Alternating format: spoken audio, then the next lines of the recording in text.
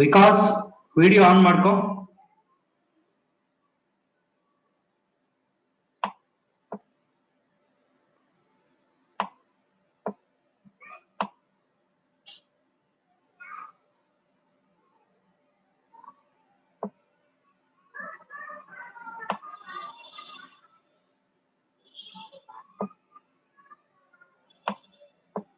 Amritesh video on ಮಾಡ್ಕೊ.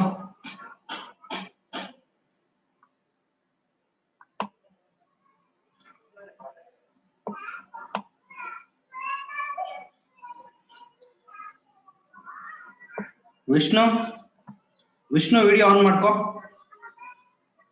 ಸರಿ.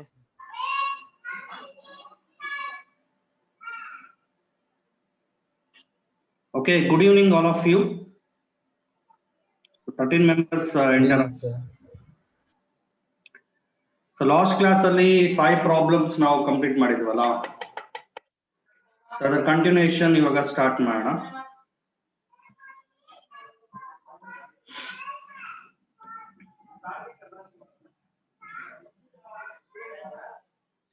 Okay, 6 problem ಕಾಣಿಸ್ತಾ ಇದೆ ನೋಡಿ ನಿಮ್ಗೆ. ಇದು ತುಂಬಾ ಸಿಂಪಲ್ ಆಗಿದೆ, ಆರಾಮಾಗಿ ಮಾಡ್ಬೋದು. 4 wires made of same material have different lengths and radii. The wire having more resistance in the following cases. So ಯಾವ ಕೇಸ್ ಅಲ್ಲಿ ರೆಸಿಸ್ಟೆನ್ಸ್ ಜಾಸ್ತಿ ಇರುತ್ತೆ, ಸೊ ಅದು ನಾವು ಇಲ್ಲಿ ಫೈಂಡ್ ಔಟ್ ಮಾಡಬೇಕಾಗಿರೋದು.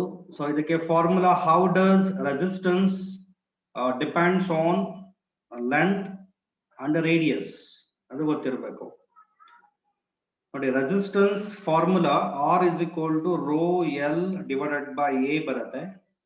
So R is equal to rho L divided by A ಇದೆಯಲ್ಲ, so ಅದನ್ನ ನಾವು ಕನ್ವರ್ಟ್ ಮಾಡಬೇಕು, pi R square. Okay, so resistance is directly proportional to length and resistance is inversely proportional to square of radius. So length ಇಲ್ಲಿ ಕೇಳಿರೋದು more resistance ಅಂದ್ರೆ length maximum ಇರಬೇಕು, radius minimum ಇರಬೇಕು. So ಯಾವ option ಅಲ್ಲಿ length maximum ಮತ್ತೆ radius minimum ಇದೆ ನೋಡಿ, ಗೊತ್ತಾಗ್ಬಿಡುತ್ತೆ ಆನ್ಸರ್.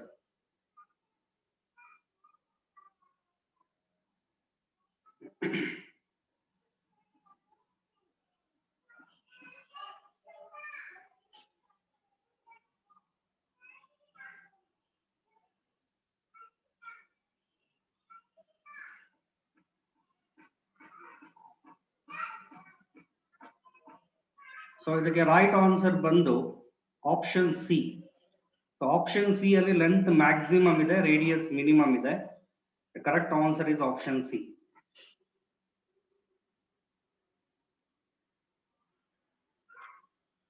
ನೋಡಿ, ಲೆಂತ್ ಮ್ಯಾಕ್ಸಿಮಮ್ ರೇಡಿಯಸ್ ಮಿನಿಮಮ್ ಇದೆ ಅಂದ್ರೆ ರೆಸಿಸ್ಟೆನ್ಸ್ ಜಾಸ್ತಿ ಆಗುತ್ತೆ. ಸೊ ಥರ್ಡ್ ಆಪ್ಷನ್ಗೆ ಲೆಂತ್ ಮ್ಯಾಕ್ಸಿಮಮ್ ಇದೆ, ರೇಡಿಯಸ್ ಮಿನಿಮಮ್ ಇದೆ.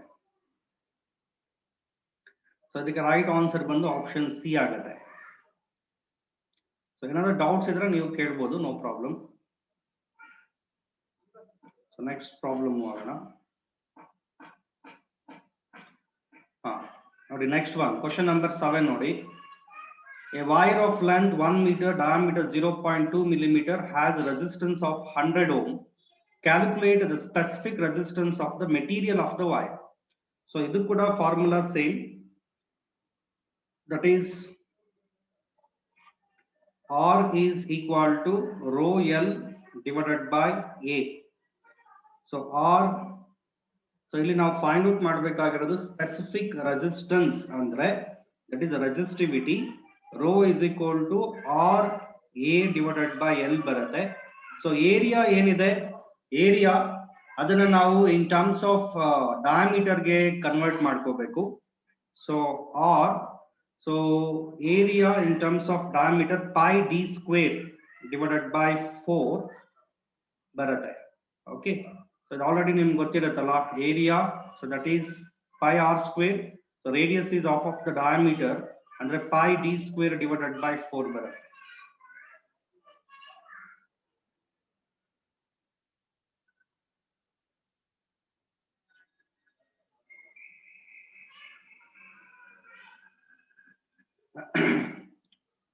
ಓಕೆ, ಸೊ ಇಲ್ಲಿ ಎಲ್ಲ ವ್ಯಾಲ್ಯೂಸ್ ಕೊಟ್ಟಿದ್ದಾರೆ, ಸಬ್ಸ್ಟಿಟ್ಯೂಟ್ ಮಾಡಿ ನಾವು ಸಿಂಪ್ಲಿಫೈ ಮಾಡ್ಬೇಕಷ್ಟೇ.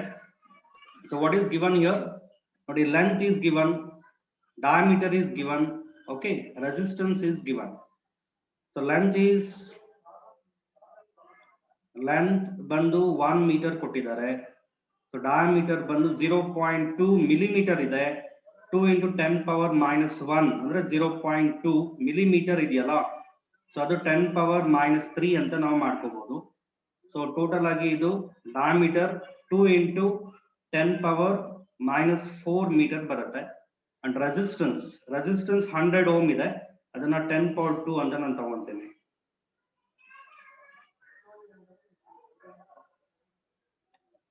ಸೊ ನೋಡಿ, ದಿಸ್ ಇಸ್ ಗಿವನ್. ಇವಾಗ ಈ ಫಾರ್ಮುಲಾ ಯೂಸ್ ಮಾಡಿ ಇದನ್ನ ನಾವು ಸಿಂಪ್ಲಿಫೈ ಮಾಡಬೇಕು. Rho is equal to R. What is the value of R?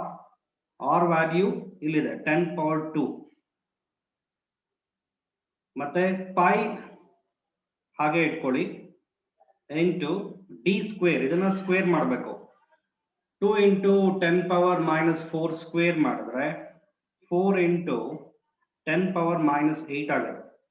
2 into 10 power minus 4 square ಮಾಡಿದ್ರೆ 4 into 10 power minus 8 ಆಗುತ್ತೆ. So divided by 4 into length is 1. ನೋಡಿ 4 ಇಲ್ಲಿ ಕ್ಯಾನ್ಸಲ್ ಆಗಿಬಿಡುತ್ತೆ. The resistivity is equal to pi andre 3.14 into 10 power minus 8 plus 2 andre minus 6 ಬರುತ್ತೆ. So this is the value of resistivity. 3.14 into 10 power minus 6 ohm meter ಬರುತ್ತೆ. So ಇವಾಗ options ನೋಡಿ ಯಾವುದು right answer ಅಂತ ಗೊತ್ತಾಗುತ್ತೆ.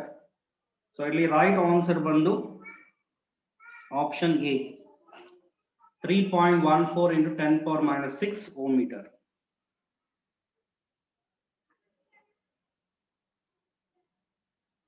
ಏನಾದರೂ ಡೌಟ್ಸ್ ಇದ್ರೆ ನೀವು ಕೇಳ್ಬೋದು, ನೋ ಪ್ರಾಬ್ಲಮ್.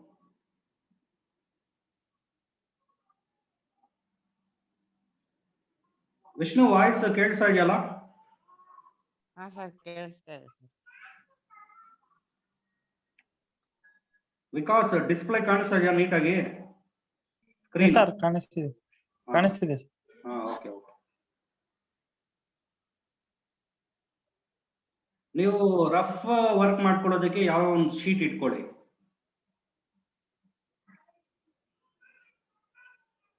ರಫ್ ವರ್ಕ್ ಮಾಡ್ಕೊಳ್ಳೋದಕ್ಕೆ ಬೇಕಾದ್ರೆ ಒಂದು ಶೀಟು ಪೆನ್ ಇಟ್ಕೊಂಡ್ರೆ ನಿಮ್ಗೆ ಹೆಲ್ಪ್ ಆಗುತ್ತೆ.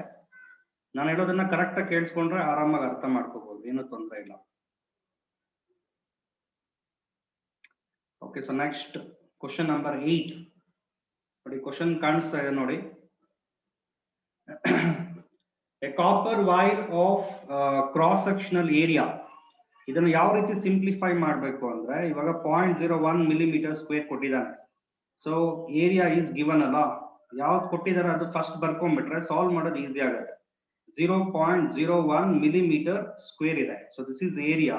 ಸೊ ನಾನು ಏನ್ ಮಾಡ್ಕೊಂತೀನಿ ಅಂದ್ರೆ 0.01 ಇದೆಯಲ್ಲ, ಅದು 10 power minus 2 ಆಗುತ್ತೆ. ಮಿಲಿಮೀಟರ್ ಸ್ಕ್ವೇರ್, ಮಿಲಿಮೀಟರ್ ಅಂದ್ರೆ 10 power minus 3 meter, 10 power minus 3 meter square ಅಂದ್ರೆ 10 power minus 6 ಮೀಟರ್ ಸ್ಕ್ವೇರ್ ಆಗುತ್ತೆ.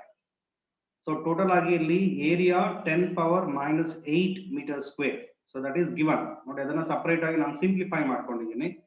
Is used to prepare a resistance of 1 kilo ohm.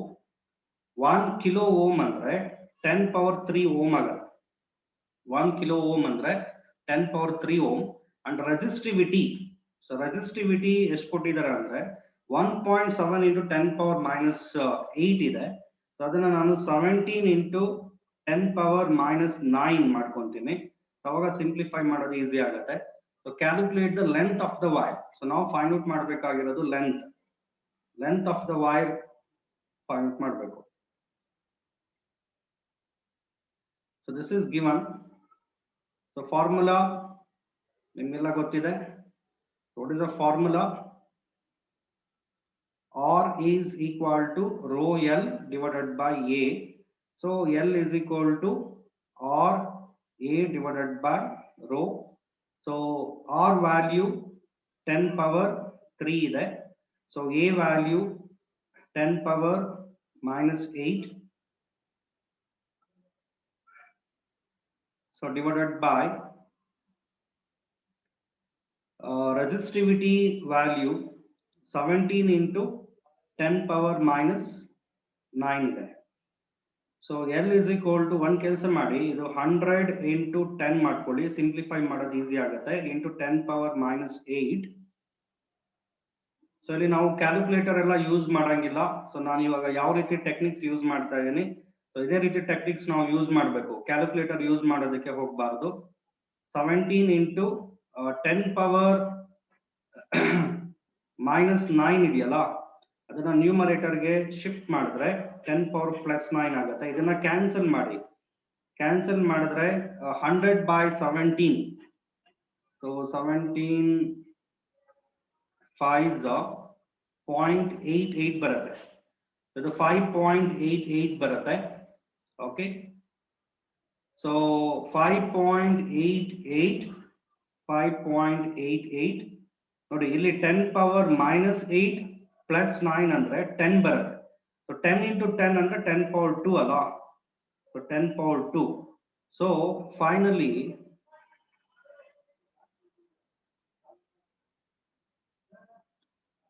finally length is equal to 5.88 into 100 ಅಂದ್ರೆ ಏನ್ ಬರುತ್ತೆ, 588 meter ಬರುತ್ತೆ.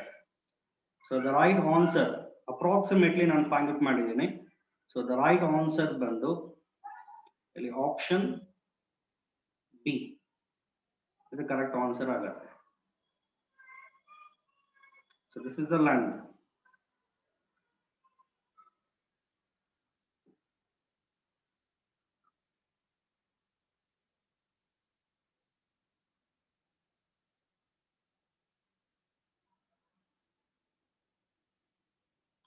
Okay, doubt ಇದ್ರೆ ನೀವು ಕೇಳ್ಬೋದು, ನೆಕ್ಸ್ಟ್ ಪ್ರಾಬ್ಲಮ್ಸ್ ನಾನು ಮಾಡ್ಕೊಂಡು ಹೋಗ್ತಾ ಇರ್ತೀನಿ.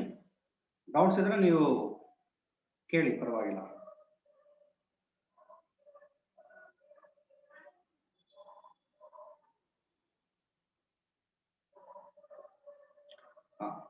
ಸೊ ನೆಕ್ಸ್ಟ್ ಈ ಪ್ರಾಬ್ಲಮ್ ಓದ್ಕೊಳ್ಳಿ ನಿಧಾನಕ್ಕೆ.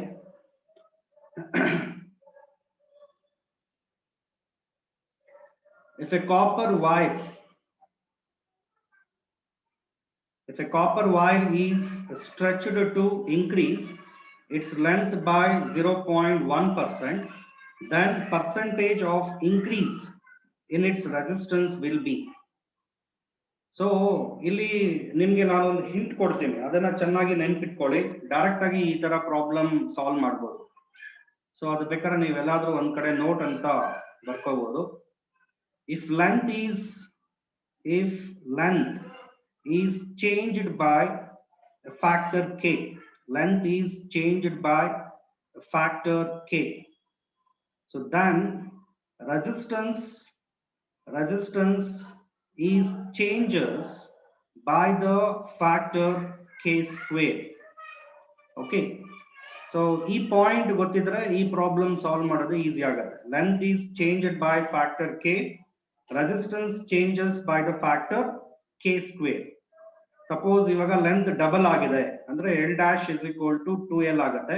ಸೊ ರೆಸಿಸ್ಟೆನ್ಸ್ ಏನ್ ಬರುತ್ತೆ, ನ್ಯೂ ರೆಸಿಸ್ಟೆನ್ಸ್ ಅಂದ್ರೆ, ಸೊ ಇಲ್ಲಿ change in factor k, so new resistance 2 square r ಆಗುತ್ತೆ ಅಂದ್ರೆ 4r.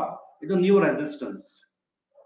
ಓಕೆ, ಅಂದ್ರೆ ಫ್ಯಾಕ್ಟರ್ k ಚೇಂಜ್ ಆಗಿದೆ ಅಂದ್ರೆ ರೆಸಿಸ್ಟೆನ್ಸ್ k ಸ್ಕ್ವೇರ್ r ಅಷ್ಟು ಚೇಂಜ್ ಆಗಿರುತ್ತೆ.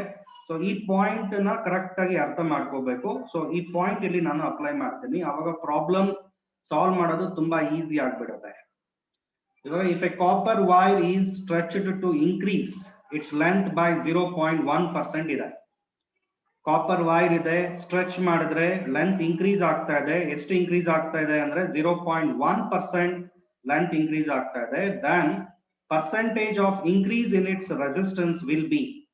ನೋಡಿ, ಇವಾಗ ನಾನು let us consider here L be the original length. L be the original length ಅಂತ ನಾನು ಚೂಸ್ ಮಾಡ್ತೀನಿ. ಓಕೆ, ನ್ಯೂ ಲೆಂತ್ ಏನಪ್ಪಾ ಇದೆ ಅಂದ್ರೆ, ನ್ಯೂ ಲೆಂತ್ ಅದು ಒರಿಜಿನಲ್ ಲೆಂತ್ ಜೊತೆಗೆ 0.1% ಇನ್ಕ್ರೀಸ್ ಆಗ್ತಾ ಇದೆ. ಅಂದ್ರೆ L plus 0.1% L ಈ ತರ ನಾವು ಬರ್ಕೋಬೇಕು. So L is the original length, ಅದನ್ನ ಸ್ಟ್ರೆಚ್ ಮಾಡ್ತಾ ಇರೋದು. ಸ್ಟ್ರೆಚ್ ಮಾಡಿದಾಗ new length L plus 0.1% L ಆಗುತ್ತೆ. ನೋಡಿ, stretched to increase its length by 0.1% ಇದೆ. ಸೊ ಇಲ್ಲಿ L dash is equal to L plus 0.1%, ಅಂದ್ರೆ 0.1 divided by 100 ಮಾಡಬೇಕು. 0.1 divided by 100 0.001 L ಬರುತ್ತೆ. So L is taken as common. So L common ತೆಗೆದ್ರೆ 1 plus 0.001, so ಏನ್ ಬರುತ್ತೆ ಅಂದ್ರೆ 1.001 L ಬರುತ್ತೆ. So this is a new length. Okay, so ಇಲ್ಲಿ ಸ್ವಲ್ಪ ನಿಧಾನಕ್ಕೆ ಅಬ್ಸರ್ವ್ ಮಾಡಿ. ಸೊ ಫ್ಯಾಕ್ಟರ್ ಚೇಂಜ್ ಆಗಿರೋದು ಎಷ್ಟಪ್ಪ ಅಂದ್ರೆ 1.001. ಓಕೆ, ಇದು ಕೆ ವ್ಯಾಲ್ಯೂ ಇದು. So new resistance R dash is equal to, this is the value of K, R dash is equal to K square R, ಅಂದ್ರೆ 1.001 ಸ್ಕ್ವೇರ್ ಮಾಡಬೇಕು into R. So R dash is equal to 1.001 square ಮಾಡಿ, so 1.002 ಬರುತ್ತೆ. 1.001 ಈ ತರ ಮಾಡ್ಬೇಕು ನೀವು. 1.001 into 1.001, calculator use ಮಾಡಂಗಿಲ್ಲ. 1001, so 0 0 0 0 0 0 0 0 1 0 0 1. So this is 1 0 0 2 0 0 1, ಅಂದ್ರೆ 1.002 ಈ ತರ ಮಲ್ಟಿಪ್ಲೈ ಮಾಡ್ಕೋಬೇಕಾಗತ್ತೆ. ಕ್ಯಾಲ್ಕುಲೇಟರ್ ನಾವು ಯೂಸ್ ಮಾಡಂಗಿಲ್ಲ. So 1.002 R. So this is a new resistance. So ಎಷ್ಟು ಇವಾಗ ಇನ್ಕ್ರೀಸ್ ಆಗಿದೆ ರೆಸಿಸ್ಟೆನ್ಸ್, ಅದನ್ನ ಫೈಂಡ್ ಔಟ್ ಮಾಡೋದು ಹೇಗೆ ಅಂದ್ರೆ ನೋಡಿ, R dash minus R divided by R into 100. So ಇಲ್ಲಿ ರೆಸಿಸ್ಟೆನ್ಸ್ ಏನಾಗಿದೆ, ಇನ್ಕ್ರೀಸ್ ಆಗಿದೆ. ಸೊ ಇದನ್ನ ಕ್ಯಾಲ್ಕುಲೇಟ್ ಮಾಡಿದ್ರೆ ನಮಗೆ ಬರೋದು ಪರ್ಸೆಂಟೇಜ್ ಇನ್ಕ್ರೀಸ್ ಬರುತ್ತೆ. ಯಾಕೆಂದ್ರೆ 1.002 R ಅಂದ್ರೆ ರೆಸಿಸ್ಟೆನ್ಸ್ ಇನ್ಕ್ರೀಸ್ ಆಗಿದೆ. ಎಷ್ಟು ಪರ್ಸೆಂಟೇಜ್ ಇನ್ಕ್ರೀಸ್ ಆಗಿದೆ ಅದನ್ನ ಇವಾಗ ನಾನು ಕ್ಯಾಲ್ಕುಲೇಟ್ ಮಾಡ್ತಾ ಇದ್ದೀನಿ. ನೋಡಿ, R dash ಪ್ಲೇಸ್ ಅಲ್ಲಿ 1.002 R ಬರುತ್ತೆ, minus R whole divided by R, okay, into 100. So ಅದಾದ್ಮೇಲೆ 1.002 R minus R ಮಾಡಿದ್ರೆ 0.002 R divided by R into 100 ಬರುತ್ತೆ. ಸೊ R ಕ್ಯಾನ್ಸಲ್ ಆಗುತ್ತೆ. 0.002 into 100 ಮಾಡಿದಾಗ 0.2 ಬರುತ್ತೆ. ಅಂದ್ರೆ ಎಷ್ಟು ಪರ್ಸೆಂಟೇಜ್ ಇಲ್ಲಿ ಇನ್ಕ್ರೀಸ್ ಆಗಿದೆ, ಅಂದ್ರೆ 0.2%. So option A is the right answer. ನೋಡಿ, ಈ ತರದ number of problems, okay, so NEET exam ಅಲ್ಲಿ, JEE ಎಕ್ಸಾಮ್ ಅಲ್ಲಿ ಬಂದಿದೆ. ಈ ಹಿಂಟ್ ಒಂದು ಜ್ಞಾಪಕ ಇಟ್ಕೊಂಡ್ಬಿಟ್ರೆ ಸೊ ಇದನ್ನ ಆರಾಮಾಗಿ ನಾವು ಸಾಲ್ವ್ ಮಾಡ್ಬೋದು. ಇವನ್ ಈ ತರ ಪ್ರಾಬ್ಲಮ್ ಥಿಯರಿಯಲ್ಲಿ 5 ಮಾರ್ಕ್ ಕೂಡ ಕೇಳ್ತಾರೆ. ಥಿಯರಿ ಎಕ್ಸಾಮ್ ಅಲ್ಲಿ ಇದೇ ತರ ಪ್ರಾಬ್ಲಮ್ 5 ಮಾರ್ಕ್ ಕೂಡ ಕೇಳ್ತಾರೆ. ಸೊ ಈ ತರದ ಕ್ಲಾಸ್ ಅಲ್ಲಿ ಕೂಡ ನಾನು ಮಾಡಿಸಿದ್ದೀನಿ. ಓಕೆ, ಏನಾದ್ರೂ ನಿಮ್ಗೆ ಡೌಟ್ ಬಂದ್ರೆ ನೀವು ಕೇಳ್ಬೋದು, no problem. Okay, so next problem ಹೋಗೋಣ. ನೆಕ್ಸ್ಟ್ ಕ್ವಶನ್ ನೋಡ್ಕೊಳ್ಳಿ. ಎ ವೈರ್ ಆಫ್ ರೆಸಿಸ್ಟೆನ್ಸ್, ನೋಡಿ, ವೈರ್ ಆಫ್ ರೆಸಿಸ್ಟೆನ್ಸ್ 18 ಓಮ್, ಅದು original resistance. Wire of resistance 18 ohm ಅಂದ್ರೆ ಇದು ಒರಿಜಿನಲ್ ರೆಸಿಸ್ಟೆನ್ಸ್ ಆಗುತ್ತೆ. ಈಸ್ ಡ್ರಾನ್ ಅಂದ್ರೆ ಗೊತ್ತಾಗುತ್ತಲ್ಲ, ಅದನ್ನ ಎಳೆಯೋದು. until its radius reduce half of its original radius. ಅಂದ್ರೆ ಇವಾಗ ಒಂದು ವೈರ್ ಇರುತ್ತೆ, ಅದನ್ನ ಹೀಗೆ ಸ್ಟ್ರೆಚ್ ಮಾಡಬೇಕು. ಎಲ್ಲಿವರೆಗೂ ಸ್ಟ್ರೆಚ್ ಮಾಡಬೇಕು ಅಂದ್ರೆ ರೇಡಿಯಸ್ ಏನಿದೆ ಅದು ಹಾಫ್ ರೆಡ್ಯೂಸ್ ಆಗೋವರೆಗೂ ಅದನ್ನ ಸ್ಟ್ರೆಚ್ ಮಾಡೋದು. ಸೊ ನೋಡಿ, ಈ ಸೆಂಟೆನ್ಸ್ ಸ್ವಲ್ಪ ನಿಧಾನಕ್ಕೆ ಥಿಂಕ್ ಮಾಡಬೇಕು. ವೈರ್ ನ ನಾವು ಸ್ಟ್ರೆಚ್ ಮಾಡಿದಾಗ ವಾಲ್ಯೂಮ್ ಆಫ್ ದ ವೈರ್ ಹಾಗೆ ಇರುತ್ತೆ. ಬಟ್ ರೇಡಿಯಸ್ ಚೇಂಜ್ ಆಗುತ್ತೆ, ರೇಡಿಯಸ್ ಚೇಂಜ್ ಆಗುತ್ತೆ, ಲೆಂತ್ ಚೇಂಜ್ ಆಗುತ್ತೆ, ಲೆಂತ್ ಚೇಂಜ್ ಆಗುತ್ತೆ, ರೇಡಿಯಸ್ ಚೇಂಜ್ ಆಗುತ್ತೆ, ಬಟ್ ವಾಲ್ಯೂಮ್ ಏನಿದೆ ಅದು ಚೇಂಜ್ ಆಗೋದಿಲ್ಲ. ಸೊ ಇದಕ್ಕೆ ಹಿಂಟ್ ಏನಪ್ಪಾ ಅಂದ್ರೆ, ಸ್ವಲ್ಪ ಹೇಳೋದನ್ನ ಕರೆಕ್ಟ್ ಆಗಿ ಕೇಳಿಸ್ಕೊಳ್ಳಿ. V is equal to V dash. ಇದು ಒರಿಜಿನಲ್ ವಾಲ್ಯೂಮ್, ಇದು ನ್ಯೂ ವಾಲ್ಯೂಮ್. ಆಕ್ಚುಲಿ ಎರಡು ಸೇಮ್ ಇರುತ್ತೆ, ವಾಲ್ಯೂಮ್ ಸೇಮ್ ಇರುತ್ತೆ. So volume of the wire ಅಂದ್ರೆ ಏರಿಯಾ ಇಂಟು ಲೆಂತ್, ಇದು ಎಲ್ಲರೂ ಗೊತ್ತಿರುತ್ತೆ. ಸೊ ಇಲ್ಲಿ A dash into L dash ಬರುತ್ತೆ. So area of the wire ಅಂದ್ರೆ ಪೈ ಆರ್ ಸ್ಕ್ವೇರ್ ಬರುತ್ತೆ, pi R square into L. L is the original length of the wire. ನೋಡಿ ಇಲ್ಲಿ ರೇಡಿಯಸ್ ಚೇಂಜ್ ಆಗುತ್ತೆ. ಪೈ ಸೆಕೆಂಡ್ ಕೇಸ್ ಅಲ್ಲಿ radius R dash, R dash ಅಂದ್ರೆ ಏನಪ್ಪಾ ಅಂದ್ರೆ R by 2, ಯಾಕಂದ್ರೆ ಆಫ್ ಇಟ್ಸ್ ಒರಿಜಿನಲ್ ರೇಡಿಯಸ್. ಇದು ನ್ಯೂ ರೇಡಿಯಸ್, ನಾನು ಡೈರೆಕ್ಟ್ ಆಗಿ ಇಲ್ಲಿ ನ್ಯೂ ರೇಡಿಯಸ್ ತಗೊಂತಾ ಇದ್ದೀನಿ. ಪೈ ಆರ್ ಡ್ಯಾಶ್ ಸ್ಕ್ವೇರ್ ಬರುತ್ತೆ, ಆರ್ ಡ್ಯಾಶ್ ಪ್ಲೇಸ್ ಅಲ್ಲಿ ಆರ್ ಬೈ 2 ಸಬ್ಸ್ಟಿಟ್ಯೂಟ್ ಮಾಡಬೇಕು, ಆರ್ ಬೈ 2 ಸ್ಕ್ವೇರ್ ಮಾಡಬೇಕು, ಅವಾಗ ಆರ್ ಸ್ಕ್ವೇರ್ ಡಿವೈಡೆಡ್ ಬೈ 4 ಬರುತ್ತೆ ಇಂಟು ಎಲ್ ಡ್ಯಾಶ್. ನೋಡಿ ಪೈ ಆರ್ ಸ್ಕ್ವೇರ್ ಕ್ಯಾನ್ಸಲ್ ಆಗುತ್ತೆ. New length L dash is equal to 4L ಬರುತ್ತೆ. So ಇದು ನ್ಯೂ ಲೆಂತ್, ಬಟ್ ನಮಗೆ ಬೇಕಾಗಿರೋದು resistance of the wire. So what is the formula? ನೋಡಿ R is equal to rho L by A. So this is the formula. So ಇಲ್ಲಿ new resistance R dash is equal to wire ನ ನಾವು stretch ಮಾಡಿದಾಗ rho constant ಇರುತ್ತೆ, but length area change ಆಗುತ್ತೆ. So ಇದು ನೋಡಿ rho L dash divided by pi R dash square. So formula ಯಾವ ರೀತಿ ನಾನು ಅರೇಂಜ್ ಮಾಡ್ತಾ ಇದ್ದೀನಿ ಅದನ್ನ ಸ್ವಲ್ಪ ಅಬ್ಸರ್ವ್ ಮಾಡಿ, ಗೊತ್ತಾಗ್ಬಿಡತ್ತೆ. ಸೊ ವೈರ್ ನ ಸ್ಟ್ರೆಚ್ ಮಾಡಿದಾಗ ರೆಸಿಸ್ಟಿವಿಟಿ ಚೇಂಜ್ ಆಗೋದಿಲ್ಲ, ಲೆಂತ್ ಇಲ್ಲಿ ಚೇಂಜ್ ಆಗಿದೆ, ನ್ಯೂ ಲೆಂತ್ 4L, ಅದನ್ನ ನಾನು ಕ್ಯಾಲ್ಕುಲೇಟ್ ಮಾಡ್ಕೊಂಡ್ಬಿಟ್ಟಿದ್ದೀನಿ. ರೇಡಿಯಸ್ ಎಷ್ಟು ಚೇಂಜ್ ಆಗುತ್ತೆ ಅದು ಅವರೇ ಕೊಟ್ಟಿದ್ದಾರೆ, ಆಫ್ ಇಟ್ಸ್ ಒರಿಜಿನಲ್ ರೇಡಿಯಸ್ ಅಂತ ಅವರೇ ಕೊಟ್ಟಿದ್ದಾರೆ. ಸೊ ಇಲ್ಲಿ ನಾವು ಆರ್ ಬೈ 2 ಅಂತ ಸಬ್ಸ್ಟಿಟ್ಯೂಟ್ ಮಾಡ್ಬೇಕಾಗತ್ತೆ, ಎಲ್ ಡ್ಯಾಶ್ ಪ್ಲೇಸ್ ಅಲ್ಲಿ 4L ಅಂತ ತಗೋಬೇಕಾಗತ್ತೆ. So rho 4L divided by pi R dash square ಅಂದ್ರೆ R by 2 square, R by 2 square, R square divided by 4R. So 1/4 numerator ಗೆ ಶಿಫ್ಟ್ ಮಾಡಿ, 4 ಇಂಟು 4 ಏನ್ ಬರುತ್ತೆ 16 ಇಂಟು ನೋಡಿ rho L divided by pi R square.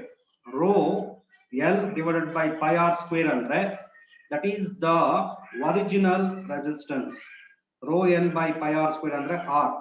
So ಇಲ್ಲಿ 16 into ಏನ್ ಬರುತ್ತೆ R value is given, so that is 18 ohm. ಅಂದ್ರೆ 16 into ಏನ್ ಮಾಡ್ಬೇಕಿಲ್ಲಿ 18 ಮಾಡಬೇಕು. ಸೊ ಅವಾಗ ನಮ್ಗೆ ನ್ಯೂ ರೆಸಿಸ್ಟೆನ್ಸ್ ಸಿಗುತ್ತೆ. 16 ಇಂಟು 18 ಮಾಡಿ,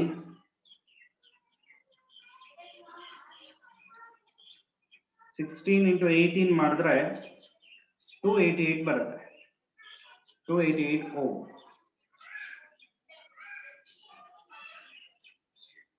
ಟ್ರೈ ಮಾಡಿ ಗೊತ್ತಾಗುತ್ತೆ. ಸೊ ನ್ಯೂ ರೆಸಿಸ್ಟೆನ್ಸ್ ಬಂದು 288 ಓಮ್. ಸೊ ಇಲ್ಲಿ right answer that is option C. Option C is the right answer.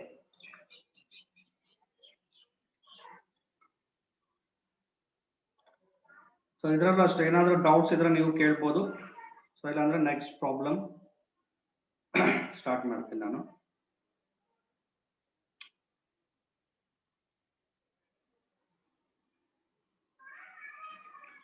Okay, next problem ನೋಡೋಣ. ನೋಡಿ ಕ್ವಶನ್ ಡಿಸ್ಪ್ಲೇ ಆಗ್ತಾ ಇದೆ ನೋಡಿ, ನಿಧಾನಕ್ಕೆ ಓದ್ಕೊಡಿ ಕ್ವಶನ್. ಅದನ್ನ ನೀಟಾಗಿ ನಾವು ಅನಲೈಸ್ ಮಾಡ್ಬೇಕಿಲ್ಲಿ. ವೈರ್ ಆಫ್ ರೆಸಿಸ್ಟೆನ್ಸ್ ಆರ್, ಒಂದು ವೈರ್ ಇದೆ, ರೆಸಿಸ್ಟೆನ್ಸ್ ಆರ್ ಅಂತ ಕೊಟ್ಟಿದ್ದಾರೆ. So that is cut into 4 equal parts ಅಂತ ಹೇಳ್ತಾ ಇದ್ದಾರೆ. ಕಂಪ್ಲೀಟ್ ವೈರ್ ರೆಸಿಸ್ಟೆನ್ಸ್ ಆರ್ ಇರುತ್ತೆ, ಅದನ್ನ 4 ಪಾರ್ಟ್ಸ್ ಆಗಿ ಏನ್ ಮಾಡ್ಬೇಕು, ಕಟ್ ಮಾಡ್ಬೇಕು. They are bundled together side by side. ಅಂದ್ರೆ ಇವಾಗ 4 ಪೀಸಸ್, ಒನ್ ವೈರ್ ಮೇಲೆ ಒನ್ ವೈರ್, ಒನ್ ವೈರ್ ಮೇಲೆ ಒನ್ ವೈರ್, ಈ ತರ ಇಡಬೇಕಾಗತ್ತೆ. So the resistance of the bundle is ಅದು ನಾವು ಕ್ಯಾಲ್ಕುಲೇಟ್ ಮಾಡಬೇಕು. ಸ್ವಲ್ಪ ಹೇಳೋದನ್ನ ಕರೆಕ್ಟ್ ಕೇಳಿಸ್ಕೊಳ್ಳಿ, ಅರ್ಥ ಮಾಡ್ಕೋಬಹುದು. ಒಂದು ಕಂಪ್ಲೀಟ್ ವೈರ್ ಏನಿದೆ ಅದನ್ನ 4 ಪಾರ್ಟ್ಸ್ ಆಗಿ ಕಟ್ ಮಾಡಿ, ಈಚ್ ಪಾರ್ಟ್ಗೆ ರೆಸಿಸ್ಟೆನ್ಸ್ ಏನಪ್ಪಾ ಅಂದ್ರೆ, okay, so that is very important. Each part resistance, each part resistance ಏನಪ್ಪಾ ಅಂದ್ರೆ that is R/4. Okay, wire of resistance R ಇದೆ, ಅದನ್ನ 4 ಪಾರ್ಟ್ಸ್ ಆಗಿ ನಾವು ಕಟ್ ಮಾಡಬೇಕು. ಈಚ್ ಪೀಸ್ಗೆ ರೆಸಿಸ್ಟೆನ್ಸ್ R/4 ಬರುತ್ತೆ. ಅದನ್ನ ಹೇಗಿಡಬೇಕು, ಸೈಡ್ ಬೈ ಸೈಡ್, ಹೀಗೆ 1 by 1 ಈ ತರ ಇಟ್ಟಾಗ actually that is in parallel ಆಗುತ್ತೆ. ಸೊ ಪ್ಯಾರಲಲ್ ಕಾಂಬಿನೇಷನ್ ಇದ್ದಾಗ, ಸೊ ಆಲ್ರೆಡಿ ನಾನು ಫಾರ್ಮುಲಾ ಅದು ಹೇಳಿದ್ದೀನಿ, 1/Rp. If n number of identical resistors are connected in parallel ಅಂದ್ರೆ 1/Rp is equal to ಏನು ಬರುತ್ತೆ formula, R/n. So Rp is equal to R/n. ನೋಡಿ, ಈ ಫಾರ್ಮುಲಾ ಇಲ್ಲಿ ನಾವು ಯೂಸ್ ಮಾಡ್ಕೋಬೇಕಾಗತ್ತೆ. ಸೊ ಇಲ್ಲಿ ಎಫೆಕ್ಟಿವ್ ರೆಸಿಸ್ಟೆನ್ಸ್ ಅಂದ್ರೆ Rp. ಸೊ 4 ಪಾರ್ಟ್ಸ್ ಅದು ಪ್ಯಾರಲಲ್ ಕನೆಕ್ಷನ್ ಆಗಿದೆ. ಈಚ್ ಪಾರ್ಟ್ಗೆ ರೆಸಿಸ್ಟೆನ್ಸ್ R/4 ಅಂದ್ರೆ R ಪ್ಲೇಸ್ ಅಲ್ಲಿ ನಾವೇನ್ ತಗೋಬೇಕು, ಈಚ್ ಪಾರ್ಟ್ ರೆಸಿಸ್ಟೆನ್ಸ್ R/4 ತಗೋಬೇಕು. ಸೊ ಎಷ್ಟು ಪೀಸಸ್ ಇದೆ, n ಅಂದ್ರೆ number of pieces, number of resistors, number of resistances. So ಇಲ್ಲಿ 4 ಪಾರ್ಟ್ಸ್ ಅಂತ ಹೇಳಿರೋದು, ಅಂದ್ರೆ 4 ತಗೋಬೇಕು. R ಅಂದ್ರೆ resistance of each part resistance ಏನಪ್ಪಾ ಅಂದ್ರೆ R/4. So R/4 divided by 4 ಏನಾಗುತ್ತೆ, R/16 ಆಗುತ್ತೆ. So this is the effective resistance. So the right answer is option A.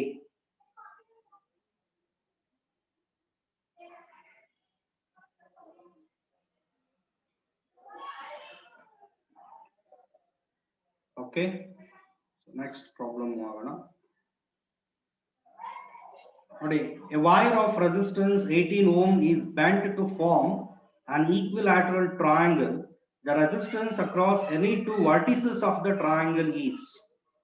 Question ಸ್ವಲ್ಪ ನಿಧಾನಕ್ಕೆ ಓದ್ಕೊಳ್ಳಿ, ಅರ್ಥ ಮಾಡ್ಕೊಳ್ಳಿ, ಅದಾದ್ಮೇಲೆ ನಾನು ಹೇಳೋದು ಕ್ಲಿಯರ್ ಆಗಿ ಗೊತ್ತಾಗತ್ತೆ. A wire of resistance 18 ohm is bent to form an equilateral triangle. Equilateral triangle ಅಂದ್ರೆ ಎಲ್ಲಾ ಸೈಡ್ಸ್ ಸೇಮ್ ಇರುತ್ತೆ, ಜೊತೆಗೆ ರೆಸಿಸ್ಟೆನ್ಸ್ ಕೂಡ ಸೇಮ್ ಇರುತ್ತೆ. ಓಕೆ, ನೋಡಿ ಈ ತರ ರೆಸಿಸ್ಟೆನ್ಸ್ಗೆ ಈ ತರ ಸಿಂಬಲ್ ನಾವು ಯೂಸ್ ಮಾಡ್ತೀವಿ. ಓಕೆ, ಈಚ್ ಬ್ರಾಂಚ್ಗೆ ಇವಾಗ 18 ಓಮ್ ಇದೆಯಲ್ಲ, ಅದನ್ನ 3 ಪಾರ್ಟ್ಸ್ ಆಗಿ ಸ್ಪ್ಲಿಟ್ ಮಾಡಬೇಕು. 1 ಪಾರ್ಟ್ಗೆ ರೆಸಿಸ್ಟೆನ್ಸ್ ಎಷ್ಟಿರುತ್ತೆ ಅಂದ್ರೆ 6 ಓಮ್ ಇರುತ್ತೆ. ಇದು 6 ಓಮ್, ಇದು ಕೂಡ 6 ಓಮ್, ಇದು ಕೂಡ 6 ಓಮ್. ಇದನ್ನ ನಾನು A, B, C ಅಂತ ಕನ್ಸಿಡರ್ ಮಾಡ್ತೀನಿ. ನೋಡಿ, ನಾವು ಫೈಂಡ್ ಔಟ್ ಮಾಡಬೇಕಾಗಿರೋದು the resistance across any 2 vertices. The resistance across any 2 vertices of the triangle. So vertices ಅಂದ್ರೆ ಇವಾಗ A B ಇದು ತಗೋಬಹುದು, B C ತಗೋಬಹುದು, ಇಲ್ಲ A C ತಗೋಬಹುದು. ನಾನು ಇಲ್ಲಿ A C ತಗೊಂತಾ ಇದ್ದೀನಿ. ಓಕೆ, ಇವಾಗ ಸ್ವಲ್ಪ ನಿಧಾನಕ್ಕೆ ಅಬ್ಸರ್ವ್ ಮಾಡಿ. 6 and 6 ಇಲ್ಲಿ A B and B C both are connected in series. ಅಂದ್ರೆ ಇದು series connection ಆಗುತ್ತೆ. 6 ohm and 6 ohm. So both are connected in series.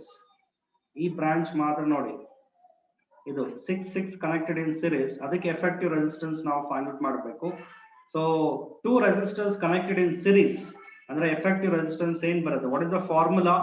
RS is equal to R1 plus R2. ಇದು effective resistance. ಅಂದ್ರೆ ಇಲ್ಲಿ 6 plus 6 ಏನ್ ಬರುತ್ತೆ, 12 ohm ಬರುತ್ತೆ. ಇದಕ್ಕೆ ಎಫೆಕ್ಟಿವ್ ರೆಸಿಸ್ಟೆನ್ಸ್ 12 ಓಮ್ ಬರುತ್ತೆ. So 12 ohm and 6 ohm both are connected in parallel. So next step ಅಲ್ಲಿ ನಾವು ಯಾವ ಫಾರ್ಮುಲಾ ಯೂಸ್ ಮಾಡಬೇಕು ಅಂದ್ರೆ 1/Rp is equal to 1/12 plus 1/6. ಈ ಫಾರ್ಮುಲಾ ಯೂಸ್ ಮಾಡಬೇಕು. ನೋಡಿ, ಇದಕ್ಕೆ ಎಫೆಕ್ಟಿವ್ ರೆಸಿಸ್ಟೆನ್ಸ್ 12 ohm ಬರುತ್ತೆ. So 12 and 6 both are connected in parallel. So 1 by 12 plus 1 by 6. So ಇಲ್ಲಿ what is the LCM? The LCM is 12. So ಇಲ್ಲಿ 1 ಬರುತ್ತೆ plus 6 ones are 6 twos are. So 2 ಬರುತ್ತೆ. So ಇದನ್ನ reverse ಮಾಡಿ RP is equal to 12 divided by 3. 3 ones are 3 fours are. So effective resistance ಬಂದು 4 ohm. So ಇವಾಗ ನೀವು ಹೇಳ್ಬೋದು ಯಾವುದು ರೈಟ್ ಆನ್ಸರ್ ಅಂತ. Right answer is option C.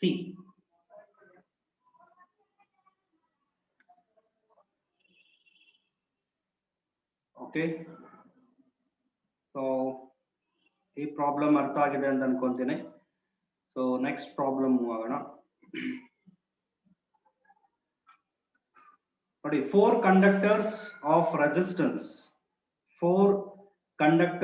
resistance 16 ohm each are connected to form a square.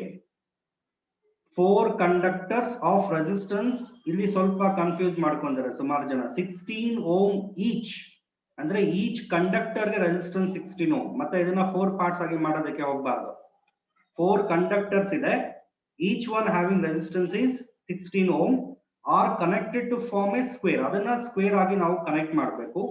The equivalent resistance across two adjacent corners is equivalent resistance across two adjacent corners. ಅದು ನಾವು calculate ಮಾಡಬೇಕಾಗಿರೋದು. ನೋಡಿ, 4 conductors that is connected to form a square. So ಈ ತರ connect ಮಾಡಬೇಕು. It is in the form of a square. So each conductor ಗೆ ಎಷ್ಟು resistance ಇರುತ್ತೆ, ಈಚ್ ಕಂಡಕ್ಟರ್ ಗೆ ಎಷ್ಟು ರೆಸಿಸ್ಟೆನ್ಸ್ ಇರುತ್ತೆ ಅಂದ್ರೆ that is 16 ohm.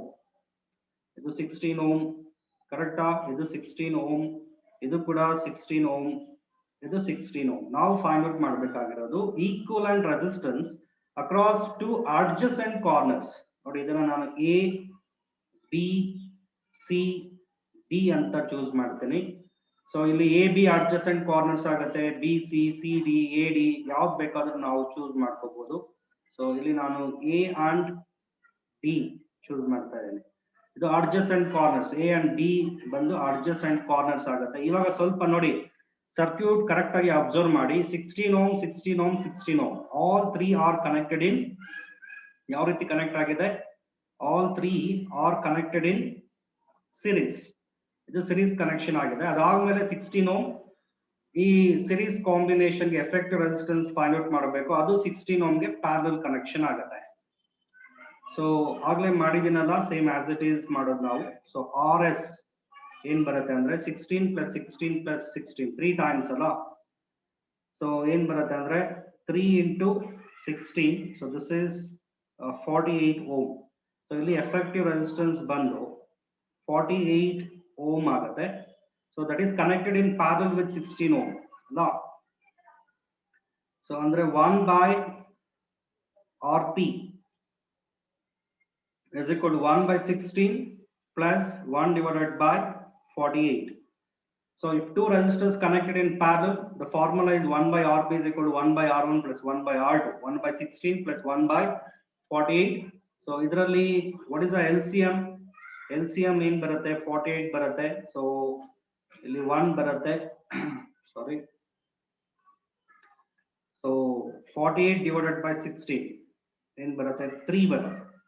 3 plus 1, right? So RP is equal to 48 divided by, ಇದನ್ನ ರಿವರ್ಸ್ ಮಾಡಬೇಕು. 48 divided by 4. ನೋಡಿ, 4 ones are 4 twos are. ಅಂದ್ರೆ ಎಫೆಕ್ಟಿವ್ ರೆಸಿಸ್ಟೆನ್ಸ್ ಎಷ್ಟು ಬರುತ್ತೆ ಅಂದ್ರೆ exactly that is equal to 12 ohm. So the right answer is option C, 12 ohm. This is the effective resistance.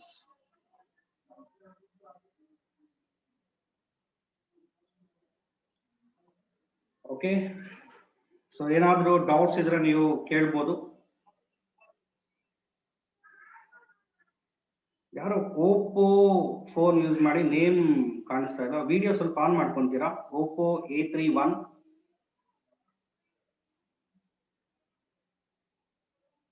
ಅದು name ಯಾರು ಅಂತ ಗೊತ್ತಾಗಿಲ್ಲ. ಓಪೋ A31 ಅಂತ ಡಿಸ್ಪ್ಲೇ ಆಗ್ತಾ ಇದೆ. ಇದು ಯಾರು ಅಂತ ಗೊತ್ತಾಗಿಲ್ಲ.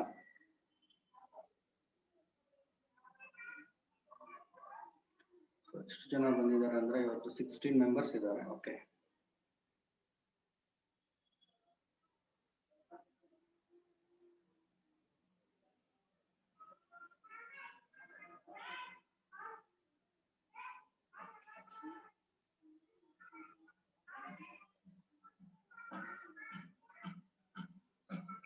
ಏನಾದ್ರು ಡೌಟ್ ಇದ್ರೆ ನೀವು ಕೇಳ್ಬೋದು, ನೋ ಪ್ರಾಬ್ಲಮ್.